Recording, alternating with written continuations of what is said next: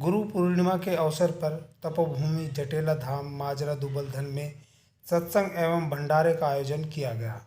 इस अवसर पर महंत राजेंद्र दास ने सात संगत फरमाते हुए कहा कि इंसान का सबसे पहले गुरु माता पिता होते हैं, लेकिन इस संसार रूपी भवसागर से नैया पार लगाने वाले गुरु होते हैं।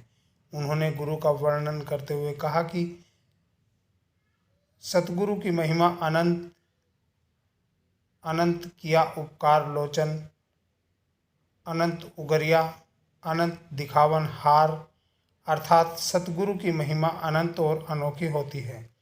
उन्होंने कहा कि जो इंसान गुरु का नहीं वह हरि का कैसे हो सकता है।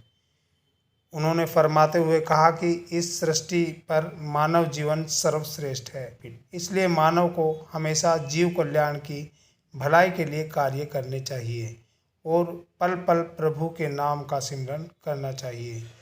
मानव द्वारा किए गए नैतिक और अनैतिक कार्यों का फल उसको अवश्य भुगतना पड़ेगा, इसलिए छल कपट वैर भावना का परित्याग करें और माता पिता अपने गुरु का हमेशा आदर सत्कार करें।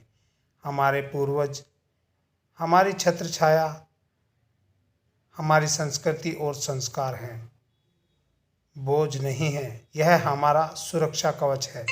गुरु पूर्णिमा है जी, आप सात संगत को क्या संदेश देना चाहते हैं? गुरु पूर्णिमा पे तो एक ही संदेश है, ये मानव जीवन बड़ा अनमोल है और मानव जीवन गुरु के बिना सोना है।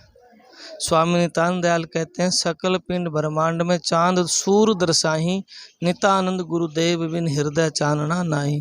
अपने हृदय में प्रकाश आते हैं तो गुरु के बिना चाहे जितने करोड़ों सूर्य चंद्रमा हो जाएं, प्रकाश नहीं हो सकता। इसलिए गुरु की प्राथमिकता मानव जीवन में जरूरी है। महाराज जी, भक्ति मार्ग से इस वजह से संभव है? भक्ति मार्ग मानव जीवन में संभव है, अन्य योनियों में थोड़ी है।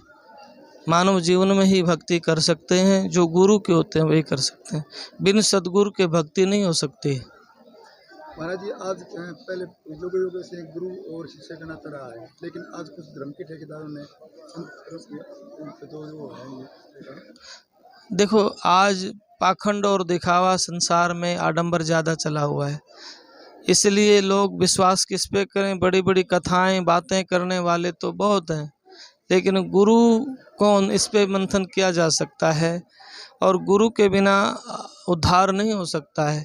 जिसके पास बैठने से सरल सा सूत्र मैं कहना चाहूँगा, जिसके पास बैठने से केवल उस परमात्मा की प्यास पैदा हो, उसके लिए लालायित भाव बने, हृदय में भक्ति का भाव हृदय में बने, तो ऐसे व्यक्तियों की, ऐसे महापुरुषों की संगत करनी चाहिए और पाखंडियों से, आडंबर करने वालों से, धोखेधड़ी लोगों से बच के भी रहना। आज पाखंड ज़्यादा है, आडंबर ज़्यादा है, लोगों को लूट रहे हैं पैसे से, दौलत से भ्रमित कर करके। नहीं, ऐसे नुगरे लोगों की संगत नहीं करनी है।